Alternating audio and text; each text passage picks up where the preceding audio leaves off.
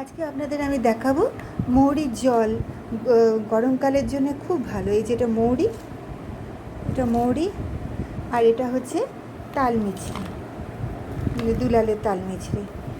এই দুটো দিয়ে ড্রিঙ্কস বানিয়েছি। আমি সকালে ভিজিয়ে রেখে দিয়েছি।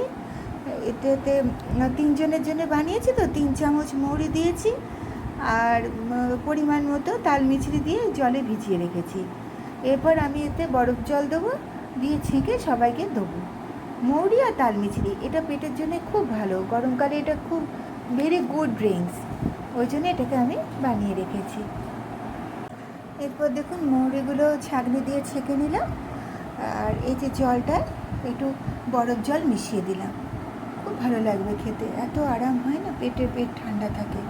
আর এই যে মৌরিগুলো রইলো, এগুলো একটুখানি হাওয়াতে শুকিয়ে নেবো, নিয়ে আবার কোনো মশলাতে ব্যবহার করে দেবো, তরকারিতে যে ফোড়ন দিই ওতে ব্যবহার করে দেবো। এই দেখুন আজকের আমার।